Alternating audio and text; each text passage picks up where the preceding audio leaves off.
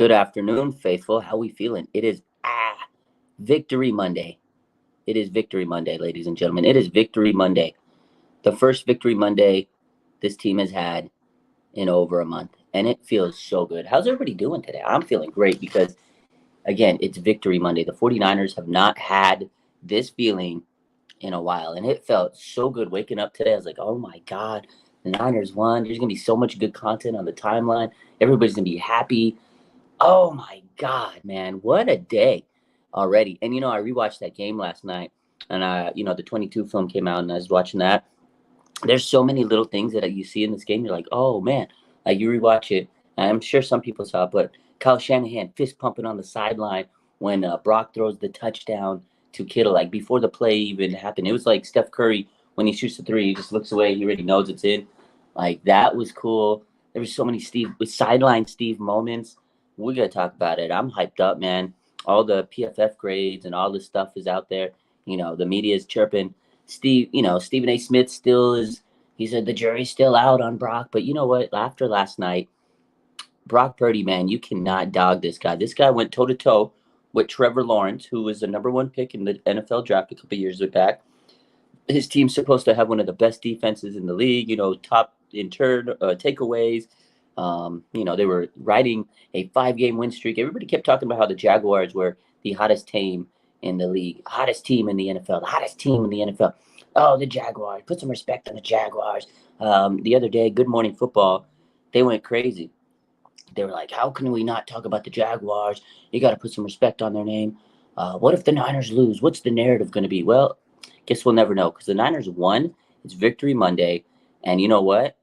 The haters are panicking. The haters are shaking their fists today because Brock Purdy dominated. He's the number one quarterback in QBR and QB rating. Let's talk about that. Let's talk about Brock Purdy. I want to talk about Brock Purdy today. 2023 passer rating leaders. He has a passer rating of 109.9, number one in the league. Listen. Number 2 is Tua. Number 3, Dak Prescott. 4, Kirk Cousins. 5, Russell Wilson. C.J. Stroud is 6th. Josh Allen is 7th at 99.6. Justin Herbert, Jared Goff, and Lamar Jackson. That's your top 10 in passer rating. Brock Purdy's better than all of them in terms of passer rating. He set another record today, or yesterday. He tied. Let me pull it up. Kurt Warner. So Kurt Warner gave him a little shout out. He was the only other quarterback in the NFL to have 3 games with 3+ touchdown passes and a passer rating of 140+ in their first 2 seasons. Only Kurt Warner and him have done that. Like, that is crazy, man. Again, he's been tearing it up, man. He was pressured on a career high 50% of his dropbacks. He threw for a career high 143 yards when pressured. He was 8 of 12 with 2 touchdowns on those passes. I mean, every stat you can think about, he's putting on up there. 13 quarterbacks have thrown for at least 2,200 yards in the season. Only one who's done that with less than 300 pass attempts. Yeah, you guessed it, Brock Purdy. He has 250 pass attempts. He leads the NFL with 9.3 yards per attempt. He's doing it, man. Like, he had a tough stretch of games here and there, but he has bounced back in an amazing way. Now, again, we talked about how he's number one in QBR, right? He's the number one in QB rating and passer rating, but also QBR at 76.3. Number 2 is Josh Allen. Number 3 is Dak Prescott. Number 4 is Patrick Mahomes. Number 5 is Justin Herbert. Now, the thing about it, Dave Lombardi had this stat. So he is number 1 in QBR behind an offensive line that ranks number 22 in pass block win rate. It's not like he's playing behind the greatest pass, blocking unit in the league. Trent Williams was hurt for a few weeks, and he's doing the damn thing, man. Whew. Gotta love it. Gotta love it. Absolutely, man. Love to see it. Brock Purdy's playing phenomenal. I think he's still in the MVP conversation. I get it. Those last 3 weeks probably jaded a lot of people. It probably made him look like, he's not that good. But we just read the stats. He's still dominating. Full season. Right now, Brock Purdy is having a hell of a season, man. Man, you love it. And yesterday was a good bounce back for him in the squad. Yeah, so Jocelyn says, happy Victory Monday. I didn't wake up with a headache today. Absolutely. We all woke up very, very refreshed. I woke up very happy, hyped up. I was excited. Couldn't wait to post my Victory Monday, hype post today. I could not wait. I was like, man, it is Victory Monday. Oh, it does feel good to have Victory Monday, doesn't it? It really does. It's been a long, long time. Over a month. It's a long time since the 49ers had a Victory Monday. Feels good to win games. It doesn't feel great when your team loses. So it was nice to see the team rebound, regroup. They're refocused. I could tell this team they had that vibe they had for the first 5 weeks. That winning vibe, that mentality. All their stars played great. They have a great, team. We all sit here and talk about all the stars they have. Ayuk, Purdy, blah, blah, blah, CMC and Warner and Bosa. And we sit here and name them all. They played like superstars, and that's what you want out of your superstars, So it was good.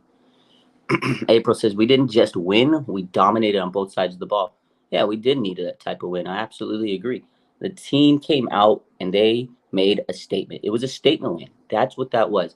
You go into Jacksonville, Duval country, and the 49ers were the only ones in the seats after that game. Like when the game was done, just red. They painted that stadium red. It was crazy. Bang, bang in the bank, like George Kittle said. Painted it red. They dominated. Again, the Jaguars were coming in. They won 5 in a row. Talk of the town. Everybody was sitting here saying, Jaguars are this great, dominating team. They might be this, that, and the other. I thought they were a great team.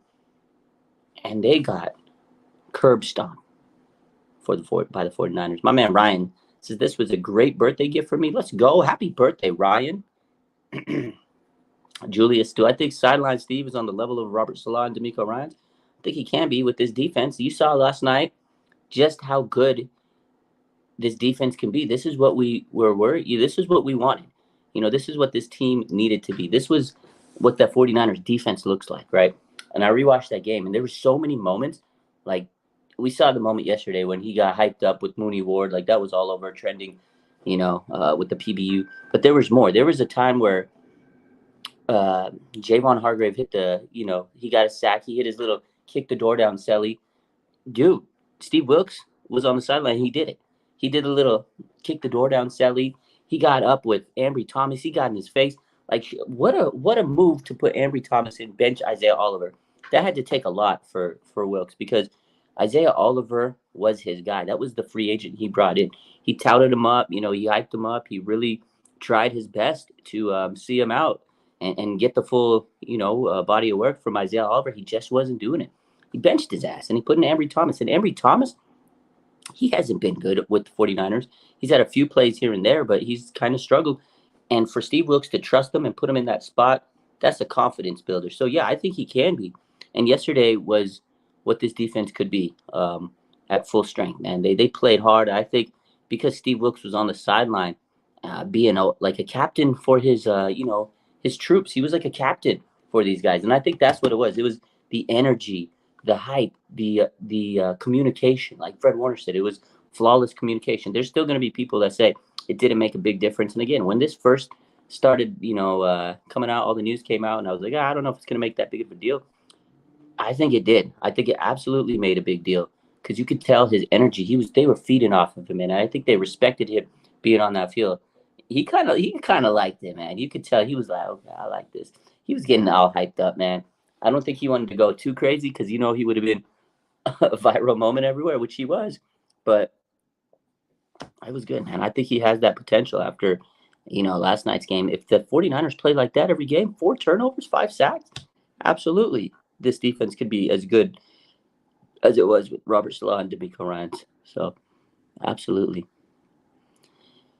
April says, the first drive was 3 and out. I felt good from the get-go. I felt good the moment the 49ers came out with the boombox. The moment I saw Debo yesterday, I said, okay, this team is looking good. And when he came out with Trent Williams, the vibes were there. I was like, okay. They got the swag back. They got that swag back. Debo and Trent, the energy. They're the bro. They're the captains of this offense, and the team feeds off of them. But when Chase Young came out, he came up star front and center, and he held his own with Trent and Debo, and it's a big ass dude. You see Chase Young, you've seen this man. He's a big ass dude. Like, he kind of made Trent Williams look a little small in a way. I was like, well, he kind of makes Trent Williams. He gave him a run for his money in terms of how big this dude was. Like this was a monster, dripped out in red and gold in his pad, and he's hitting the gritty, and he hit that shit good. Like, I'm not gonna lie to you, he hit that so good. I was like, oh, Chase Young, and I was like, imagine this guy with the energy, ready to go out there and kick your team's teeth in the mouth, right? I was like, uh-oh. That from that moment, I knew this was it. Like, what did I talk about a couple weeks ago? I said the 49ers lost that swagger. No teams were scared of them. Teams were like, okay, whatever, they're stupid boombox. We're not afraid of it. Teams were mocking them. Last night, you watched that boombox celebration or entrance. I was like, whoa, it's a little different. It got a little different vibe to it. When you got Trent Williams, Debo Samuel, and then Chase Young front and center, and you see that and you're the opposing team, you're like, oh man, we got to go up against this big ass dude. We got to go up against Trent and Debo. That was it right there from the jump, from the jump, from the jump. Julius says, you think the Niners will have the money to re-sign Chase Young? I don't know. I don't even think he's focused on that. I don't think the Niners are really worried about that. I think if they really wanted to, they'll make a way and prioritize it. But again, Chase Young, the more he um, does, the better he does, the high, the greater he plays, the higher his, price tag goes up, and he knows it. And that's why I said he's going to be impact. He's going to be instant impact. He's going to be a difference maker. He's trying to get a contract for next season. He's trying to secure the bag. So he's out there. He's focused, and you could tell he loved playing on this team with the Niners with Nick Bosa. We saw the video today. NFL Films put out, and Bosa's like, man, it's so good to have you. And they were vibing on the sideline. Like we saw the video yesterday when Chase puts his head on Bosa's shoulder, and we saw the actual audio of that. I mean, he wants to be here. He loves it here. He makes it easier for Bosa. Bosa was smiling. Like I said, I rewatched that game last night, and bro was smiling after his second sack. Like he was like, he did his little celly. He was so happy, man. And he was just like a kid in a candy store. So I think Chase Young was definitely instant impact, and he was instant impact for Nick Bosa specifically. Like that's the guy. If the Niners want him back, I'm sure they can, but it really depends on what his price tag is going to be, and that's all stuff we'll worry down the line. But having Chase on this team is a big difference maker because now Bosa doesn't get double teamed as much, and if you do double team him, you got Chase Young on the other side, so it's a little easier. That's what they've been looking for, No disrespect to Drake Jackson and all these other guys they've had, they're just not as intimidating, and they don't have the potential of a Chase Young. Chase Young still learning, the game. He's developing a little bit too because you got to remember he tore his ACL a couple of years ago. He hasn't hit his full stride, and now with the Niners, he's in a contract year. He's focused, man. He's playing the best football of his NFL career this season, even before he got to the 49ers. He's been having a great season. So, yeah, Chase Young, man, I loved it. Christine says, them two are going to have a field day with Baker. Oh, man, are you kidding me? Baker Mayfield planting the flag when he was at the Oklahoma, when they played Ohio State, is always going to come back and bite him in the ass as long as he plays Nick Bosa in the NFL. Because Nick, the last time they played, we all saw it. He sacked his ass. He planted the flag. I hope that he does it again. I hope that he does it again. We'll talk about Baker Mayfield later this week. But, oh, man, I'm excited for that. And Chase Young now, his Ohio State brethren, I love it, man. Those two guys are fun to watch. Speaking of fun to watch, the guy that was really fun for me was Debo. I'm just happy that he was back. You could tell, man, his energy was much needed. Touchdown in his first game back. The jet sweep. Ye went back to this little jet sweep plays. I loved it. They were doing that a lot. Not just the one time on the touchdown. They were running those reverses and jet sweeps a lot with Debo, man. He's back to full form, and he was explosive. He looked good out there, and he was getting his little screen passes, all the little Debo type plays, and he was playing hard. So good to see him. That touchdown he had was amazing. The blocking, there was a good block by Juwan Jennings. There was a great block by by Brandon Ayuk. Those two guys held their blocks. By the time Trent Williams went down to seal the edge and finish the blocking, there was nobody there. Trent's like, okay, just walking it. And then you had number 31 running away from Trent. Did you see that? There was the play where Trent's coming off the sideline. They're running behind him. And 31, he made a business decision. He said, Okay. Oh, there's Trent. I'm gonna go away. Trent was talking about it last night. He goes, I've never seen a guy run away. He goes, 31 ran away, man. 31 ran away. Jocelyn says we all miss Debo. I loved him, man. Yeah, absolutely. This team missed him, man. He needed Debo out there. His energy, like I said, from the moment the game started, when he came out with the boombox and just his energy, man. You need him out there. 49ers need this guy out there. The whole team was just hyped up, man. Kyle was um, in a good mood. Everybody was happy. Obviously, it's gonna be happy. You're gonna be happy when you win, but today you could just see a different sense. They were refocused. They really needed that bye week. I think they were beat up. They were tired those last couple of weeks. It was a tough little stretch of games to lose. And when you start 5-0, that takes a lot. It takes a lot to win a game. It takes a lot to lose a game. So 49ers definitely needed this victory to kind of recalibrate, get things back in order. Another guy that we got to talk about is Trent Williams. Again, we'd mentioned Trent Williams briefly, just like Debo. His presence was big time for him, but man, you could just see the team was like so happy to have Trent back. So happy to have Trent back. This guy made everybody's life easier, running the ball, protecting Purdy. Now, I will say on the other side of Trent Williams, Colton McKivitz, they got to figure something out with that right side because that could be something that comes back to bite him. But overall, I feel like Trent Williams, man, when he comes back, this offensive line just plays so much better, just so much better, just so much better. So yeah, definitely run game was great. And another thing that the 49ers did, they had Trent Williams, they're going to run behind him. The running lanes were there, but they used Christian McCaffrey in the passing game. He had 10 targets. Like they were really getting the ball to Christian McCaffrey in other ways instead of just running the ball, and pounding him down at the line of scrimmage and wearing him down and going nowhere, because Colton McKivitz can't block. We know this. And Jake Brendel's kind of mid, and Spencer Burford's kind of been up and down this season. So they're like, you know what? Aaron Banks is hurt. Trent Williams is playing on a 80% ankle. We can run, but we can also use Christian McCaffrey in the passing game. Genius. They were throwing the ball to him. He was running. He was doing it all, man. 50 all-purpose yards from Christian McCaffrey. Christian McCaffrey had a hell of a game. Now, I know he didn't get his touchdown, but he still put up a great, great, great game. Yeah, Stephanie says Trent makes a huge difference. Absolutely. Miguel, what's good? Yeah, no, Trent Williams makes a big difference, but throwing the ball to CMC really opened it up. And you got to give Brock Purdy all the credit in the world. We talked about it, 3 touchdowns, and the fact that he was escaping pressure, he was creating. I still can't get over that second touchdown to George Kittle. Drop back, pump fake to Ayu, step in, pressure, and he just does like this 66-yard touchdown, his furthest pass his NFL career. That was a hell of a play, dynamite play. So this offense is clicking. We talked about the defense, but the offense is really what's clicking, for the 49ers. You got to give credit to Kyle Shanahan. It started off a little slow. They kept the Jaguars in there, but it was second half adjustments, and they broke it open. And shout out to George Kittle, man. That is a big-time player.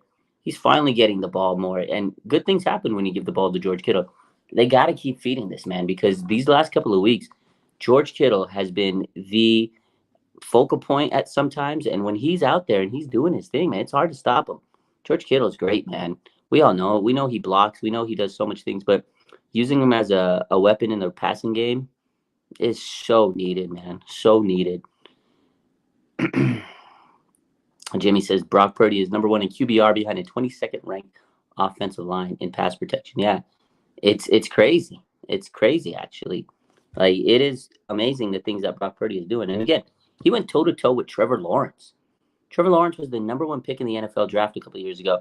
Brock Purdy was the last pick in the NFL draft. So it shows you right there. It does not matter what pick you're at.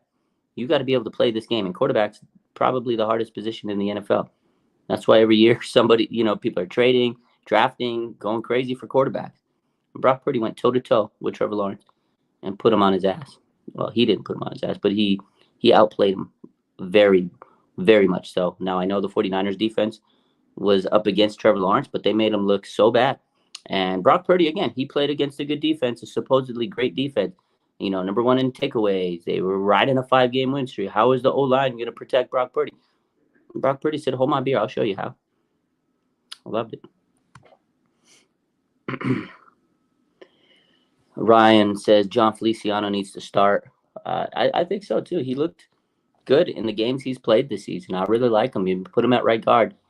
They have to figure out what's going to happen at right tackle. Like, I know a lot of people say put Spencer Burford, but he, switching midseason for a second-year player, that's not necessarily easy task for him. So that's a daunting task for Spencer to switch because they've really molded him and developed him as a guard, as a right guard in the NFL. So position change is tough, especially um, if it's an offensive line change. So we'll see how that goes. I don't know. Jalen Moore, that's the thing I keep thinking, maybe move him to right tackle, but it's the same concept, moving a guy from one position to another. Although tackle could be, depending on his, familiarity with playing the left versus the right, might be okay. But going from guard to tackle is a huge, huge jump. If you go from one side to the other, it's not as challenging in my opinion, but it's still a challenge there. Let's go, baby. Frank Tom Ocean.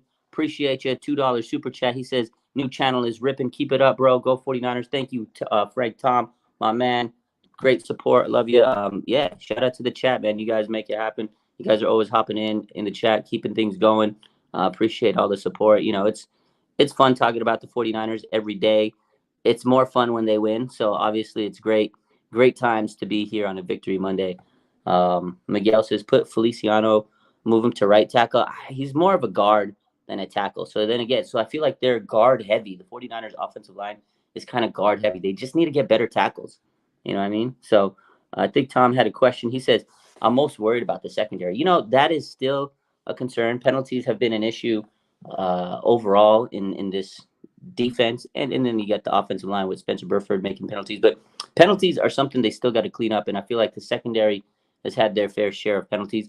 I will say, I think Talanoa Hufanga got back on the right track yesterday. Gibson's played well this season. I know they took Oliver down, and Ambry Thomas had the game of his season right there. So maybe Ambry Thomas can be motivated and it could be a spark, but we'll see. I'm not going to sit there and say Ambry Thomas is a new man after one game, but we'll definitely see and monitor that. I'm excited for Sam Womack to come back soon. We need to see Sam Womack. Mooney Ward, he's so physical, but he played a good game yesterday. I think that was his best game since like week 2. Honestly, he's kind of been up and down this season. Lenoir was probably the worst, player in the secondary yesterday. But again, this is the thing about Lenoir. I think people are kind of blowing this out of proportion. Is he did have to move a little bit. They didn't put him in at the same spot he's been playing all year. He kind of moved in, played a little nickel. So that transition is not easy, especially in the NFL, right? If you're we just talked about our O-line. You transition a position, it's a little bit challenging. You got to learn the nuances, scheme's a little different, your position's a little different. So I'm going to give Lenoir a little bit more time because he's been effective at times. So, but I think, I do think that the secondary is still something work in progress.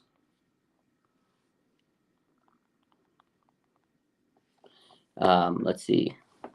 Ryan says that CB3 is Womack's spot when he comes back. I really think that they're hoping that he's ready to rock and roll and be the starter at that cornerback 3 spot, at that nickel spot. But we'll see.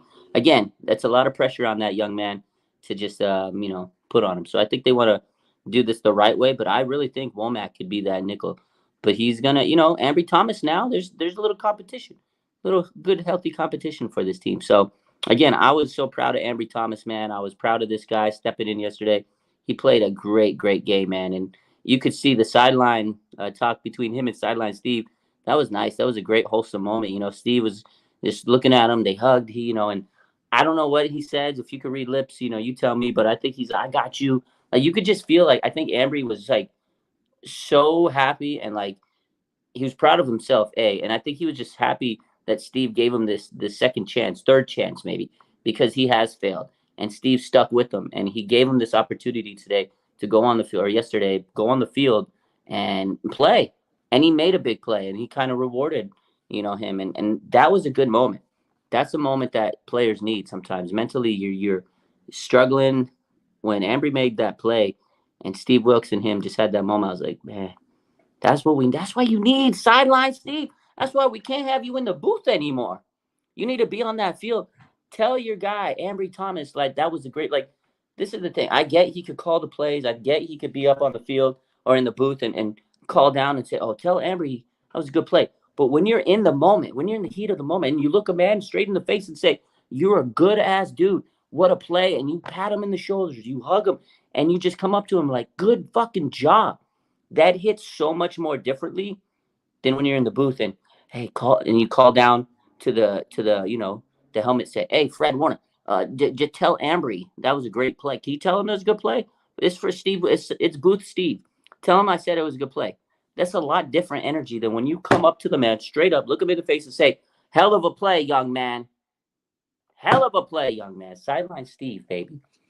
We need him. He ain't leaving that sideline anymore. He's gonna be rooted into that ground. So see. Blood Moon says Jack Jones was cut. Should we add him for depth? I mean, obviously the answer is yes. You would love to have a guy like this on the team, but I don't think he clears waivers. And if he does, I don't even think the 49ers have a good enough waiver priority. Obviously, he'd be great depth to the team. But I will say this. I think the 49ers are really set on Sam Womack, coming in and helping out. So we shall see. I think the best news, though, last night that Kyle Shanahan delivered, we'll see what the updates are today. But Kyle Shanahan said that there was no injuries following that game. That right there is monumental news. No injuries. You win a game, no injuries. Everybody's healthy. Everybody's happy. Good stuff, man. Let's see. I want to pull up some some stats, get a little closer to the game, kind of highlight a couple more players here. So, Ambry Thomas. Let's talk about Ambry Thomas specifically. He had an 82.3 PFF grade yesterday, cover grade, highest on the team. He allowed 14 yards, 1 forced incompletion. He had no touchdowns allowed, and we all know his strip tackle. That was probably one of the best plays of the game. Ambry had a hell of a game. Hats off to Ambry. I mean, just high level play yesterday. The guy was just. That was a good game for him. Again, it was one game. I hope he builds off of it. We can't sit here and crown him and say he's going to be the best ever, but that was a good game for Ambry. Top 5 graded offensive players against the Jaguars. You had Brock Purdy, 91.7. I believe this was his highest grade of his career. Brock Purdy's highest ever PFF grade. I know PFF grades are a little, take them with a grain of salt, but if you look into him, it kind of gives you a guide of who really stood out, right? George Kittle had an 84.8 game. We talked about him. He was money in the bank. Christian McCaffrey, an 84.4 grade. He played great. Again, they used him outside and throwing the ball, not just running the ball. Christian McCaffrey had a hell of a game yesterday. Well, I know we all wish that he got his touchdown, but he took it like a champ, man. Humble guy, and he knows the team is bigger than anything. That's another guy, such a good dude. He really took that not getting that touchdown to extend his streak like a damn champ, man. Like you couldn't have handled it any better than him, because some players. Oh, I mean, you know how some players are like prima donnas and they're so cocky. Not CMC, man. Not CMC. A couple other players. John Feliciano, he had an 81.7 grade yesterday. He was number 4. He played really good yesterday. I think he stepped in very well and held his own for Aaron Banks. So I think when Banks comes back, we're going to see John Feliciano move to the starting line, man, on that right side. I don't know what's going to happen to right tackle. They'll probably keep Colton Malkovich in there, but we'll see how it goes. John Feliciano is winning a job because he's playing so damn well. Jake Brendel rounds out the list, top 5. He had a 74.1 grade. I mean, not bad.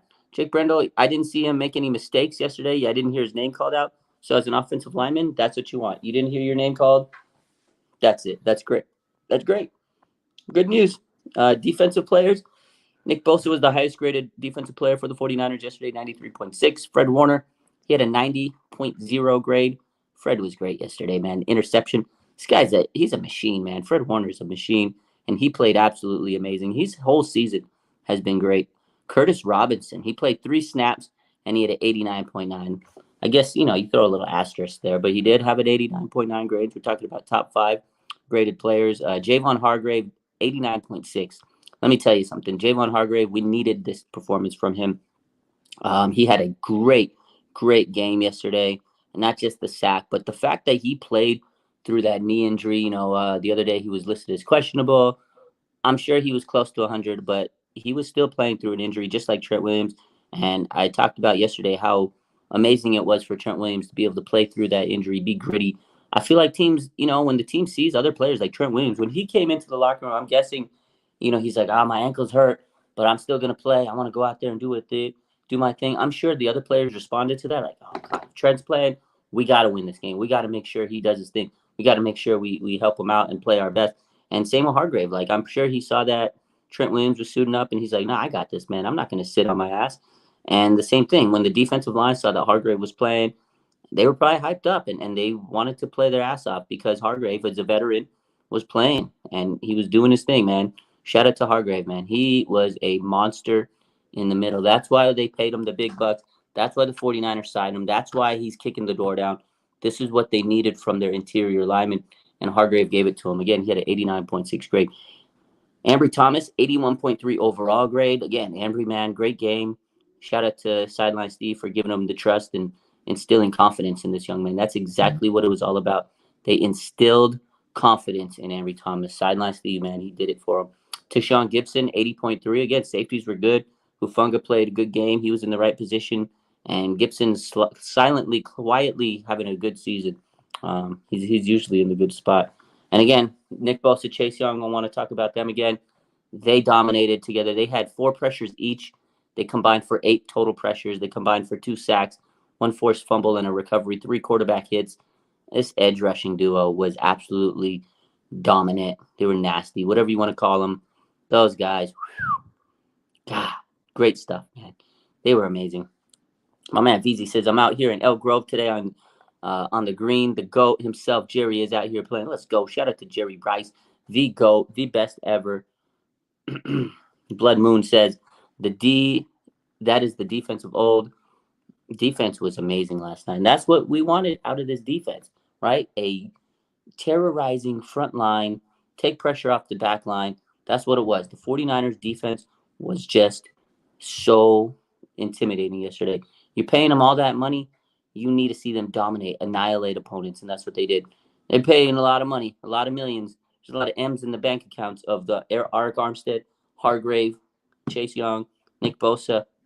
This guy's getting paid a lot of money. Hargrave, guys are getting paid a lot of money, and they earned their money yesterday. Pushed that damn offensive line all around.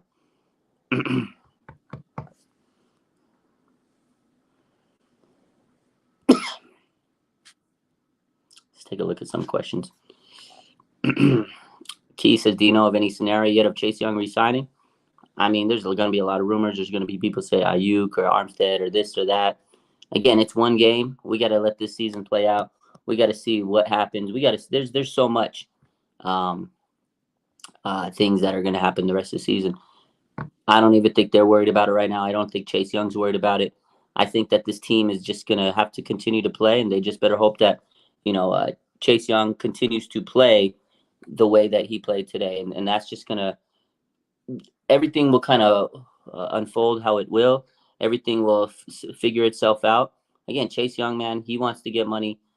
I'm sure that he would love to stay with the 49ers if they can afford him down the line. I mean, you could just see the sense of camaraderie he has. His post-game, he was so happy to be here. He was nothing but, kind and humble. And he said all the good things about how the locker room has embraced them. He says it's a different culture than it was, in Washington. And, they've totally embraced him here. The 49ers love him. And Nick Bosa and him just vibing on the sideline, man. You got to love that kind of stuff. So I'm sure if it came down to it, the 49ers would love to have him. But again, it's one game. They got a long way to go. Their main reason why they got Chase Young is to get him over the edge and win a Super Bowl. So we'll see how it goes. Matt says, can I say hi to his son, Jacquavian? What's up? How you doing? Hopefully you're having a good day. Hopefully you're having a good Monday. Man, I'm hyped up. It's Victory Monday all day until tomorrow. It's all day Victory Monday, man, and I'm excited. I'm going to take a little break. I hope you guys have a good rest of your day. Hit that like button. Make sure you subscribe. We'll be back a little later. I got a couple things to take care of. And then there should be some updates from Kyle Shanahan later today. We'll be back live. We'll talk about all that today. I'll hop on live on Instagram later tonight. Appreciate y'all. Make sure you hit that like button. Thank you for everybody on the support. Victory Monday, man. The vibes are up. It's an amazing feeling. The 49ers are in first place in the NFC West. They got the Tampa Bay Buccaneers coming to town next Sunday. Let's go, man. Have a good night.